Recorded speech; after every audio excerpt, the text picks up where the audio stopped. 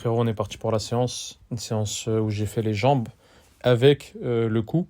Donc je commence avec du squat et je te montre après que je fais ça en fait en superset avec le travail du cou. Bon, pour les jambes assez classique, hein, je fais du squat, là il y avait 120 kilos, je m'échauffe encore. Je vais faire mes séries à 145 aujourd'hui. Je vais faire des séries de 5 reps. Donc comme tu peux les voir ici, donc des séries de squat classique, hein. J'ai pas fait de squat avec une pause comme d'habitude. Je t'expliquerai pourquoi dans la prochaine vidéo jambes. Là, c'est plus pour le coup, donc je vais pas trop m'attarder là-dessus. Donc voilà. Et pourquoi je fais ma séance cou avec mes jambes? C'est parce que déjà, j'avais pas pu faire ma séance habituelle où je fais le cou avec les avant-bras et les abdos. Donc j'ai dû placer ces muscles-là dans les séances d'après. Donc là, dans cette séance, j'ai fait le cou. La séance d'après, je vais faire pec et dos. Donc c'est aujourd'hui, parce que je te fais le voice-over le lendemain. Je dois faire pec et dos et je vais faire avant-bras avec ça. Et le lendemain, quand je ferai bras, je ferai les abdos avec. Donc je pense que je vais faire comme ça. Pour les squats, bon, rien de trop particulier à dire, à part le fait que j'ai pas l'impression que c'est une tête de quelqu'un qui est fatigué, ça. C'est vrai que j'ai fait mes 5 reps, elles étaient dures et tout, mais finalement, j'avais pas l'air très fatigué, mais t'inquiète pas, c'était très compliqué. Et justement, on passe au cou, ce que j'utilise, c'est un harnais pour le cou. Bon, du coup, ça fait un peu flipper au début, genre tout le monde te regarde en mode, wesh, qu'est-ce qu'il fait lui? Bon, là, on le voit pas trop, mais tout à l'heure, il y a tout le monde derrière qui me regardait en mode, qu'est-ce qu'il fait, etc. Mais c'est vrai que ça peut être bizarre au début, mais t'inquiète. Bref. Donc là, je travaille l'arrière du cou avec le harnais. Ça m'a coûté 20 balles le harnais, je crois. Là, on voit bien mes trapèzes qui ressortent d'ailleurs. Donc indirectement, vu que les trapèzes sont connectés au cou, en travaillant cet exercice-là, ça travaille l'arrière de tes. Enfin, les trapèzes. L'arrière du cou est connecté au trapèze, donc ça travaille les trapèzes. Moi, j'ai déjà pas mal de trapèzes au vu de ma morphologie, etc. Donc, faut que je fasse attention, mais bon. Si j'ai envie de développer un coup complet, je suis bien obligé. Et j'ai fait 2 exercices pour le coup. J'ai fait cet exercice-là et également du neck curl que je te montre juste après. Donc j'ai fait ça en superset entre les squats, etc. Bon là je prends mon temps entre mes reps de squat, hein. Comme c'est en lourd, moi j'aime bien faire, c'est pas vraiment du rest pause, mais voilà quoi, je prends mon temps entre mes reps, je prends bien des bonnes inspirations. Bon là on l'entend pas, comme il y avait beaucoup de musique à la salle et tout, j'ai préféré enlever le son et te faire un voice-over comme je fais maintenant. Mais voilà, je préfère prendre mon temps entre mes reps. Les reps sont assez difficiles. Je me concentre bien sur chaque répétition. Et puis voilà. Donc de temps en temps, je fais des squats comme ça en lourd, où je mets donc beaucoup d'intensité. Je fais que 3 séries de genre 5 en général. Et de temps en temps, je fais des séries plutôt de 10, 12, voire 15. Et dans ce cas-là, bien sûr, je mets moins de poids et je suis plus explosif. Et voilà quoi. Je fais plus de répétitions et je fais pas vraiment du rest pause, on va dire. Donc à chaque fois, j'enchaînais entre ça, entre les squats, entre l'arrière du cou, et également avec les, comme je t'ai dit, là, les trapèzes, ils ressortent de fou. Et également avec des muscle-up, je te montre ça juste après. Je faisais les 3 exercices d'affilée. Pourquoi faire des supersets? Pour gagner du temps, tout simplement. Les supersets, à part quand tu travailles le même muscle, ça vaut pas le coup. Mais si tu travailles des muscles différents, je te conseille vraiment de faire des supersets. Donc voilà, je fais ça avec un peu de muscle-up pour le fun. Je faisais des séries de 3 juste pour entraîner le mouvement. Donc là, on voit que ça va, j'ai pas trop de difficultés. Je suis en train de récupérer mon niveau en street. Là, même si je pèse 86 kilos à peu près, donc techniquement, je pèse pas mal de poids. Mais j'ai pas beaucoup de mal, tu vois. Là, je pourrais clairement faire une série de 5, 6 muscle-up, donc voilà. Donc à chaque fois, je faisais ces 3 reps de muscle-up, je faisais les séries de 5 squats. Là, j'ai accéléré pour la dernière, parce qu'en vrai, ça commençait à être un peu redondant.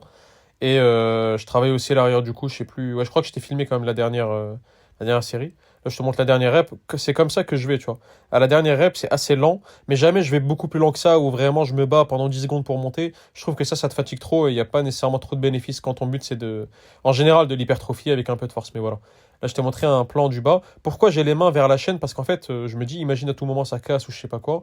Le coude, ça reste quelque chose d'assez fragile. Donc je suis prêt à tout moment à attraper le poids ou. Voilà quoi. On sait jamais, je fais ça. J'essaie vraiment de faire des oui, tu vois, là, avec mon visage. Bon, je force du coup là sur la partie où je monte la tête. Et vraiment, ça, c'est super pour ton cou. Et ça va bien le développer. Mais il faut faire ça avec du neck curl. Du neck curl, exactement, que je te montre juste après. Donc la deuxième série de muscle up, là, j'étais un peu plus échauffé. Donc on voit que les muscle up, ils passent tranquille. J'aurais clairement pu en faire 5 6. Donc ça fait plaisir. Je suis en train de m'améliorer là-dessus. Et en fait, je me suis rendu compte que je t'avais pas filmé les neck curls. Donc c'est ça. Et je t'ai pris ça d'une séance précédente que j'avais faite, qui est sur YouTube d'ailleurs, où je te parlais d'avant-bras. Et c'est ça l'exercice que j'ai fait. J'ai juste pas filmé, mais voilà, si jamais tu sais pas ce que c'est, j'ai fait 3 séries de neck curl avec un poids de 20. Et généralement, je fais une dizaine de reps à peu près. C'est pas un muscle où tu devrais progresser très vite. D'ailleurs, fais attention. parfois tu peux être tenté de mettre beaucoup de poids, mais ne le fais pas. C'est pas nécessairement la meilleure idée, même si tu en es capable. C'est une zone qui est assez sensible, donc vraiment je te conseille pas de trop brusquer ça. Vas-y tranquille, moi je mets 20 kilos, mais toi commence vraiment au poids du corps déjà, et peut-être même avec 5 kilos après. Et ensuite doucement tu augmentes. Et donc pour finir la séance jambes, parce que j'avais pas trop de temps comme je t'ai dit, j'ai fait un superset entre du leg curl comme ça et du leg extension. Bon là c'était un peu une série d'échauffe. C'était ma dernière série d'échauffement. Parce que bien sûr quand tu changes d'exercice c'est bien de t'échauffer un peu. Genre le leg extension qui est juste à côté, je me suis pas échauffé. D'ailleurs là il y avait une meuf à côté mais j'ai vu qu'elle est partie. Du coup bah, j'en ai profité pour prendre le leg extension. Et là je me suis pas échauffé, j'ai directement mis ma charge de travail. Là il y a 100 kilos et j'ai fait une dizaine de reps.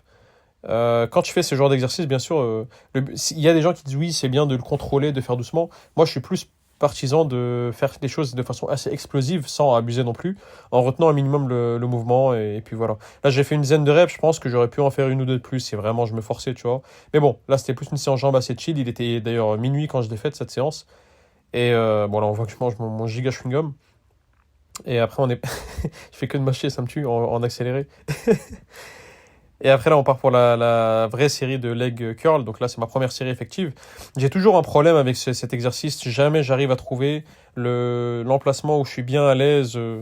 Même si même si, pardon, j'utilise la même machine, je suis jamais à l'aise. Je trouve jamais le bon truc. Donc là, j'essaie de bouger un peu. Je vais essayer. Après, je vais avancer le siège, ce que j'ai fait là. Mais même comme ça, je sais pas, je suis pas à l'aise sur cet exercice. C'est rare, il y a qu'une seule machine, un certain On Air que j'ai trouvé, je crois que c'est celui de la Courneuve, où vraiment je suis à l'aise dessus. Mais à part ça, les autres, les curls, je suis pas à l'aise. Mais bon, là j'ai trouvé une position où je suis à peu près à l'aise, donc j'essaie de bien travailler. Et ça, bah, c'est un exercice généralement où tu peux vraiment aller assez intensément, quoi. Là, déjà, il y a beaucoup de gens qui déjà là auraient arrêté leur série quand ça commence à brûler. Moi, vraiment, là, je suis allé chercher quand même les répétitions. Et je me suis efforcé, là, ça me brûlait de fou. D'ailleurs, on est le lendemain, là, j'ai pas mal de douleurs Pas de douleur, mais t'as compris, voilà, une bonne douleur, entre guillemets, aux ischios, et je sens que je les ai bien travaillés, donc voilà. Et dès que j'en pouvais plus, je me suis arrêté. Et ce que j'ai fait, c'est que j'ai fait plusieurs séries comme ça, où j'ai alterné entre le leg extension et le leg curl. Bon, c'est assez classique, hein. Mais voilà, moi, c'est ce que j'aime faire. Comme j'avais pas trop de temps, j'ai pas fait de soulevé de terre cette séance. Donc moi, quand j'ai le temps, je fais squat, soulevé de terre et des exos comme ça, un peu d'isolation, plus les mollets à la fin. Quand j'ai pas le temps, je vire les soulevés de terre et je fais bah, le squat, les curls, les extensions et des mollets. Et si j'ai le temps, je fais d'autres trucs, tu vois. Mais pour moi, c'est ça, ça suffit en fait pour les jambes. Mais pour revenir au sujet du coup, vraiment, c'est important que tu le développes, autant l'avant que l'arrière. Faut que tu fasses les deux. Ce qui est bien, c'est que pour l'avant, avec le neck curl, ce que j'ai fait là avec le poids, bah, t'as pas besoin de harnais. Et ça, c'est cool. T'as pas besoin de payer ou quoi. Et ça sera déjà très bien en fait. Tu auras déjà des bons résultats. Mais je te mens pas si tu veux un vrai développement du coup. Et encore, moi, je suis qu'à mes débuts au niveau du coup. Donc, comment dire? Me prends pas entre guillemets trop comme exemple parce que bah, je suis qu'à mes débuts là-dessus. Et justement, je te montrerai ma progression. Là, je l'ai acheté il y a une semaine, le harnais. Et mais voilà, ça coûte 20 balles, ça va, tu vois, vraiment. En plus, ça pèse pas très lourd, tu peux prendre ça dans ton sac.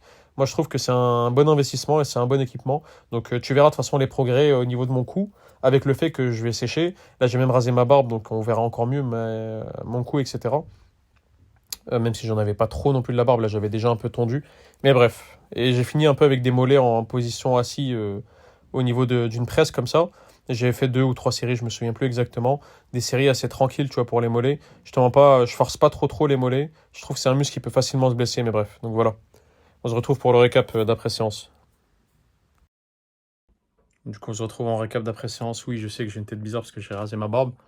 J'ai quelques boutons là qui étaient cachés par ma barbe qui maintenant se voient, mais bon. Je me suis rasé la barbe pour plusieurs raisons. Je t'en parlerai sûrement dans une prochaine vidéo. Mais bon, c'était un peu sur un coup de tête. Euh, Ça me fait trop bizarre parce que je viens de me raser vraiment allez, 10 minutes. Bref, pour la séance, écoute, moi je suis assez content. C'est une bonne séance pour le coup. Là, le coup, il continue à s'améliorer. Je sais que ça se voit pas trop. En plus, vu que là, je suis plutôt gras, même si tout est relatif, bah, ça se voit moins. Mais voilà, quoi, le coup, si je le travaille, bah, je sais que ça peut prendre vraiment pas mal de masse et c'est super important de travailler le coup. Pour plein de raisons d'ailleurs. Mais si on part juste pour la raison esthétique, bah voilà, ça se suffit à soi-même comme explication. C'est important de travailler l'arrière du coup, donc avec le harnais, tu travailles comme ça, le fait de dire oui, mais tu sais, genre la montée. Et à l'inverse, l'autre, c'est quand tu es allongé et tu fais le oui, mais genre la descente comme ça, et ça travaille l'avant et un peu le côté. Le je sais plus comment ça s'appelle. Sternomatocloïde, je sais plus comment ça s'appelle. C'est sur ce truc-là, là. Ce truc, quand il est assez musclé, d'ailleurs, tu peux l'attraper limite. Ouais, il est pas assez musclé, je pense. Et ce truc-là, en fait, ça peut aussi se travailler justement en faisant des rotations. Tu mets le harnais, tu l'attaches avec une bande à un truc, à une barre ou quoi, et tu fais des rotations comme ça, contre de la résistance. Et pareil, bien sûr, dans l'autre sens. Donc c'est ça peut-être ce qui manquerait dans mon entraînement, mais comme j'entraîne le coup depuis pas très longtemps, je suis pas très habitué, donc voilà. Et le harnais, je viens de l'acheter. Mais c'est quelque chose que je vais commencer à implémenter dans mes séances coups.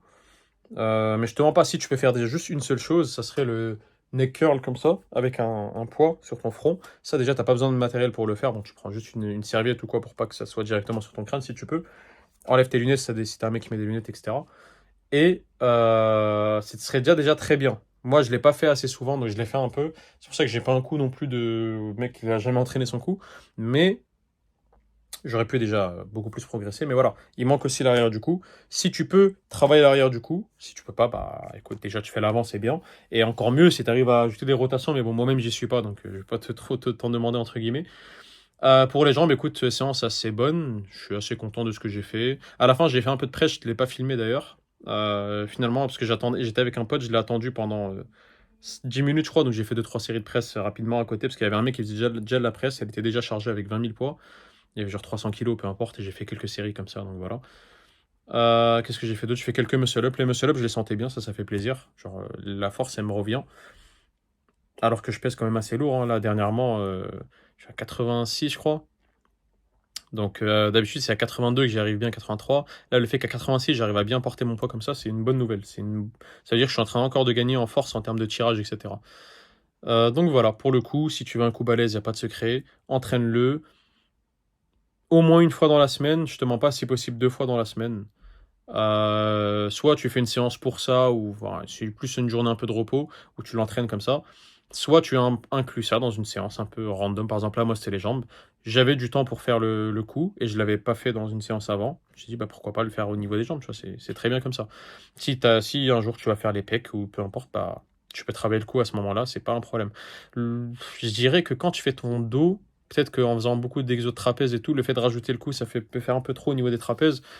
Mais bon, je pense que ça passe quand même. Donc voilà, je pense, rajoute-le en fin de séance ou dans une séance. Juste le bac le pas, au moins fais-le bien. Là, je l'ai fait en superset avec le squat, mais je l'ai fait dès le début de la séance, surtout l'arrière du coup. L'avant, je l'ai fait un peu après, avant d'avoir fait les supersets de leg extension et les curls. Donc voilà, c'est quelque chose qui est important à développer. Tout comme les avant-bras d'ailleurs. Voilà, on le voit pas trop, mais voilà. Mes avant-bras sont relativement développés si on compare ça à mon bras. Mon avant-bras est presque aussi gros que mon bras si on regarde comme ça. Ça, c'est une bonne chose. C'est une bonne chose. Ça veut dire que mon avant-bras n'est pas trop en retard. Et les mollets, bon, les mollets, c'est les mollets, hein, ça, on n'en parle pas trop. Bref, écoute, je te retrouve bah, pour l'instant ce que je vais faire aujourd'hui là. Donc, toi, tu verras ça demain. Je dois faire pec dos, mais je peux pas aller à la salle pour plusieurs raisons, donc je vais m'entraîner à la maison. Je fais un entraînement de traction dips, etc. Tu connais, hein, moi, je pense, si tu regardes quelques-unes de mes vidéos, tu sais que j'aime bien les tractions, comme j'ai fait des muscle-up tout à l'heure.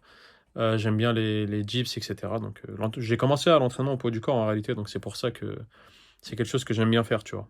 Donc voilà, je te montrerai sûrement ça. Et je vais travailler aussi les avant-bras. Je peux te montrer comment on travaille les avant-bras à la maison. Bah, tu sais quoi, je vais te faire une vidéo. Sûrement, je l'appellerai parce que ça commence à être redondant. À chaque fois, je parle de dips et traction, etc. Je pense que je vais l'appeler comment développer tes avant-bras à la maison. Et déjà, le fait de faire des tractions, ça les développe un peu, etc. Mais je t'expliquerai plus là-dessus en détail. Ouais, je pense que je vais faire ça. Ça m'a l'air d'être un bon plan. Donc là, j'ai deux, trois trucs à taffer là sur l'ordi. Et ensuite, je vais faire la petite séance. Ça va me durer, je pense, 45 minutes. Tu verras ça dans la vidéo de demain. Si jamais t'as liké, bien sûr. Si jamais t'as aimé la vidéo, like la vidéo. Abonne-toi si c'est pas déjà fait. Et partage ça à un pote qui a envie de développer un cou qui est plus musclé. Si jamais t'as des questions comme d'hab, n'hésite pas en commentaire. Si tu veux me discuter avec moi ou quoi, il y a mon Insta, c'est _archifit. Et si jamais tu veux que je te coach, pareil, tu m'envoies un DM sur Insta et on peut en parler. Si jamais tu veux t'améliorer physiquement ou même mentalement, je pense que je peux vraiment t'apporter quelque chose que les autres ne pourraient pas t'apporter. Prends soin de toi en tout cas, je te dis à demain. Allez, peace.